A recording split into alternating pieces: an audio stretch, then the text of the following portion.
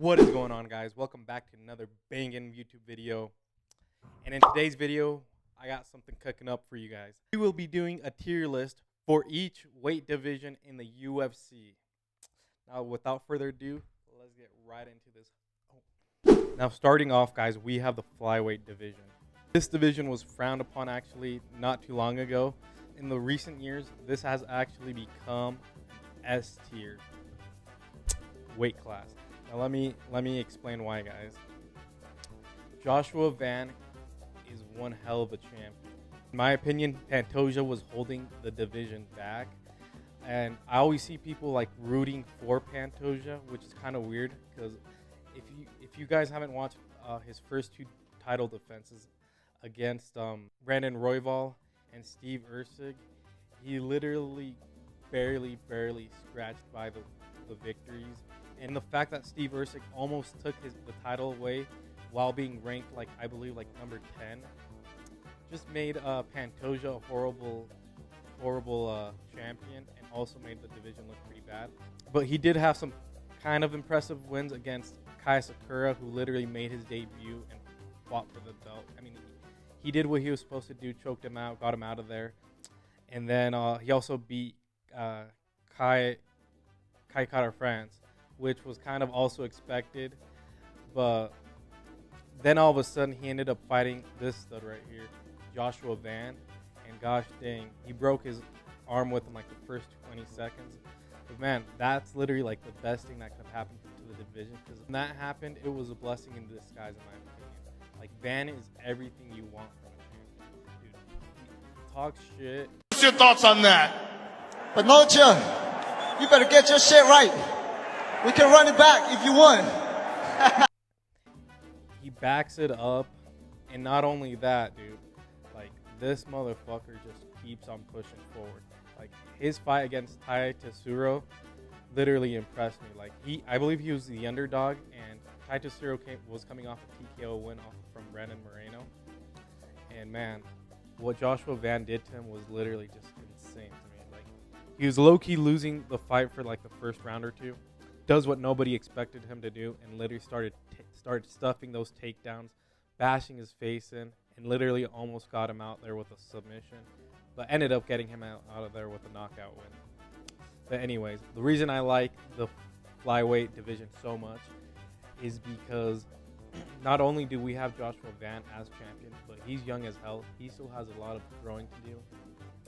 And the contenders that are in the flyweight division, we have guys literally like Loner Kavanaugh, who's also a very well-rounded flyweight.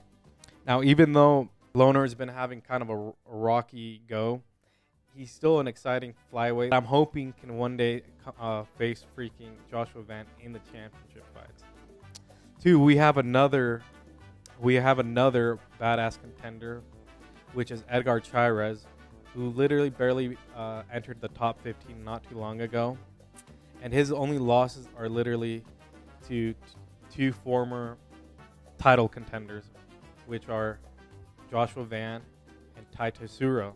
If Van can somehow defeat Pantoja one more time and beat him in an actual proper way, I think, honestly, this division is going to be so fun to watch.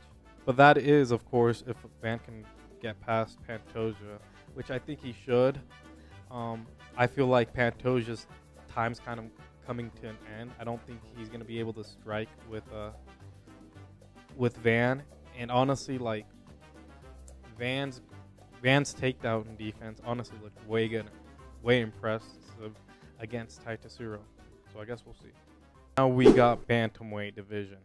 I'm giving bantamweight an A tier. I'm not giving it an S, just because I feel like it's good, but it's kind of meh. Just because, like, all the top 5 contenders have kind of already fought each other. You have Sean O'Malley, who's beaten freaking Peter Yan. But then you have Merab, who's beaten O'Malley. But then you have Peter Yan, who's beaten Merab. And then you have Mario Bautista, who I guess he's in the talks right now to fight for the belt after Merab and the Peter Yan trilogy. But it's like, at the same time, it's like, do we really want to see Mario Bautista fight for the belt? I hate to say it, not really. And besides that, we got Corey Sandhagen and Sugar Sean O'Malley also in the contenders. But I really feel like both of those guys, I mean, Corey Sandhagen needs to win a couple more fights, and Sugar Sean's won 2 in a row. At the same time, it's like, shoot, dude, like, they don't have anyone that's crazy young that would be cool to see watch. Chiwiwis is in the top 10, I believe, or top 15. 2, 3. But it's like Chiwiwis needs to be a little bit more impressive in his fights for us to be excited. But I guess Peyton Talbot is actually one of the bantamweights that I wouldn't mind seeing fight after like one more win or two. Yeah, it's an A. It's not the best, but it's not the worst. It could have some interesting matchups eventually. I guess this all really depends on how things go with Peter Yan and Merab. If Peter Yan wins the trilogy, then I think it would be pretty cool to make Sugar Sean versus Peter Yan 2. But then I don't really know where things would go from there out of those winners. But I guess we'll see. We'll give it an A for right now. Or you know what? Actually, I'm going to give it a B. You know, we're giving it a B. All right, now we got featherweight. Oh, gosh. I'm going to give featherweight a C. The reason I'm giving featherweight a C, Volk's obviously a great champ, but his last 2 performances have been okay. Like, I feel like ever since he's been knocked out, he's only been playing it safe. Like, he used to go after it and go get it, but with those knockout losses and age added into the picture, he's just really not that same guy with that killer instinct anymore. He's kind of like those champs that are trying to win by points. And also the contenders in that division are kind of meh.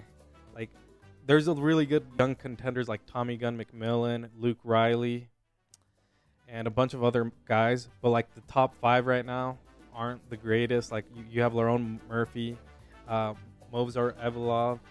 I mean, Jean Silva's probably like the funnest one, but he has an up-and-coming fight against Jose Delgado, which I hope Jose Delgado wins. But still, either way, those guys, those 2 are actually pretty cool. But yeah, Lerone Murphy and Movsar kind of drag this division down, but it's all good. I'm sure they'll get back. We'll get back at it here in a bit. Ooh. Oh, and another thing, funnest fighter in this division was literally Diego Lopez, who ended up going 0-2 against Volk, had his chance, and literally called it good. Now he's moving up a weight class, so which sucks that they ended up losing the funnest fighter in the division. But it's whatever. Hopefully Diego Lopez can make a run at it at 155, but we'll see. All right, guys. Now lightweight division. And we're going to give that an A tier, boys. And the reason I'm giving it an A tier is because now that I think about it, like, Gaethje's a great champion, don't get me wrong. Has never been in a boring fight. But when you really think about it, he's already fought Oliveira. I wouldn't really want to see him rematch Charles, even though I do love Charles. He's also already fought Max Holloway. And I don't really care too much to see him fight Max Holloway also. And he's already beaten Paddy Pimblett literally this year. And so I kind of don't really want to see that fight again. Not for a little bit. The only person I would like to see him fight is maybe Arman Tsarukyan, but as we all know, Arman's literally on not suspended, but he's on a timeout from the UFC, and you can't blame the UFC. Even though Arman Tsarukyan's like a hilarious guy, like you can't blame them because he literally put the company at risk, pulling out 1 day's notice, which was just insane. But yeah, I mean, Arman's like the number 1 guy we would all like to see Gaethje fight, but it's probably not going to happen. The freaking Topuria rematch would also be kind of cool, but at the same time, it's like, you don't really want to give Ilia Topuria the rematch because it's like, he did kind of quit on the stool, so fuck him. But this division does have some fun contenders outside of the top 10. We still got Fiziev, Manuel Torres, Ribovics, and guys like that. that would literally make the division fun if they can just somehow crack themselves into the top 10. But until then, this is going to stay at A, which isn't bad. I just think that they got to give Armon his shot, and then we'll see how things open up after that. All right, boys. Welterweight. Now, welterweight is getting a big, fat S. Now, welterweight is actually one hell of a division. Now, the reason I'm putting welterweight at S is because Islam's actually, I know people hate when he like ends up, using his grappling and shit. He recently took out Ian Gary, who's the #1 contender, and it gave him a run for his money. But it also, at the same time, it made his striking look very weak for that division, I guess you could say, because that division has some elite strikers. We have guys like Carlos Prates, who are literally one-punch killers. Also, Michael Morales is another badass. And the only shitty thing about Islam beating Ian Gary recently, it's looking like they're going to have to make Michael Morales versus Carlos Prates for the interim, probably. Or probably not even for the interim, but they're probably going to have to fight each other to see who's going to fight Islam next. And you don't really want to see either of those two get killed off yet. Like, I would like to see Carlos Prates versus Michael Morales when one of them is a champion. Like, I think that would do numbers. One of those guys has to figure out who's gonna fight fucking Islam. But besides that, there's also other fun contenders like Jacoby Smith. He's looking pretty sweet. It's probably gonna be a fat minute before he ever makes it into the top 10. But we also still have Shavkat Rakhmonov, who could also make his return anytime now. I know he's been out for quite some time, but him versus Islam would be such a fun fight also. But yeah, I mean, this division's actually filled with hella killers, but only time will see where we end up with these guys. Islam claims he wants to fight by the start of next year, hopefully, because he's claiming he's getting old and he wants to get another fight. So like, if he ends up fighting someone like Shavkat or Carlos Prates, I think that would honestly be two sick ass fights, and maybe give like Ian Gary, Michael Morales, but who the fuck knows. Now we got middleweight. Sean Strickland is actually like a insanely hilarious, like insane guy. Like, he's actually pretty hilarious when it comes to some stuff, but then he says some other shit, and I'm just like, what the fuck is he on? And I'm gonna put him at B, because I hate to say it, guys. His fighting style is okay. It's not very entertaining, but it's also not too bad. I know he has that weird iCarly stance, but it is what it is. He recently became champion by beating Hamza. And besides Hamza in that division, there's like really no one that I would really care to see Sean Strickland fight. Like, he's already lost to Dricus du Plessis twice. You don't really want to see him fight Hamza because, Hamza's probably would end up beating him just because Hamza's Hamza. But at the same time, you don't really want to see Hamza as the freaking champion again. You know what I mean? Like, I think this is the best champion that they can have for right now. He's already beaten, what's the French guy's name? Fuck, why am I blanking? Imavov.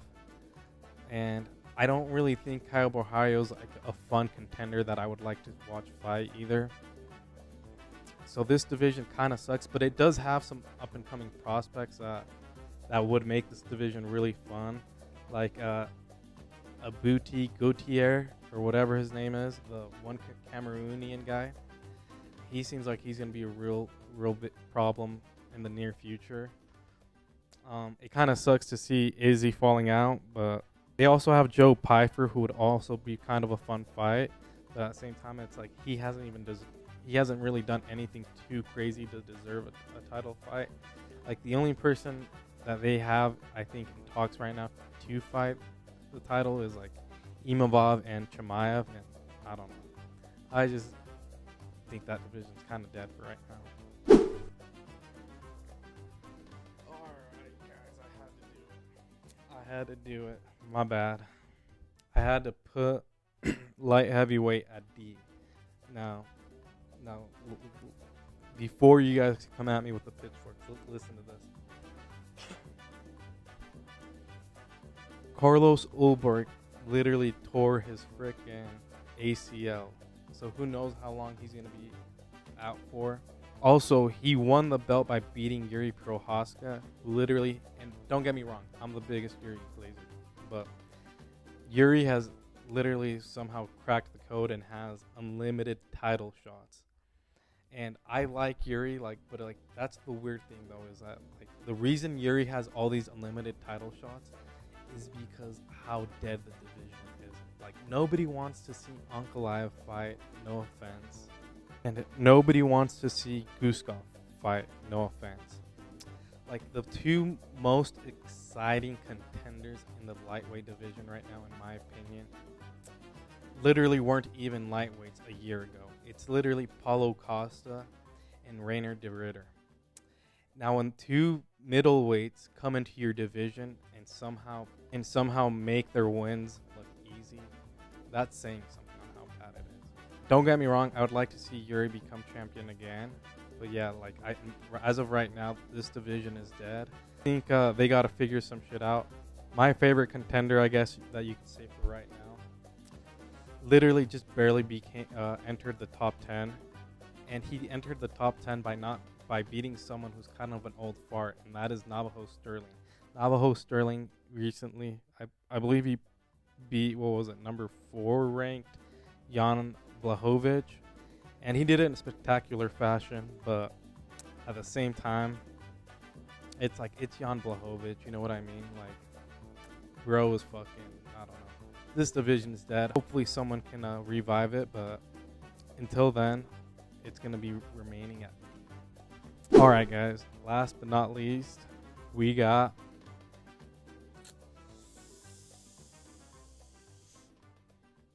an S tier for Tom Aspinall and the heavyweight division. I had to do it. Now, get this. Aspinall so far looks way well-rounded. Seems to carry himself very well. And most of his fights have been so fun. This guy can do everything. And the contenders, in my opinion, could be better. In my opinion, the contenders in the heavyweight division aren't really a threat to Aspinall. They would be fun fights. We got Hokic now, that's finally in the top 5. We also have Mino Black, I'm Dominican. How you know I'm Dominican, papi?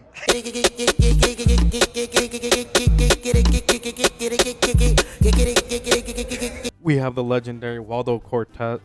That's also, I believe, in the top 5. And even though he's coming off a loss, I feel like this guy has a lot of potential.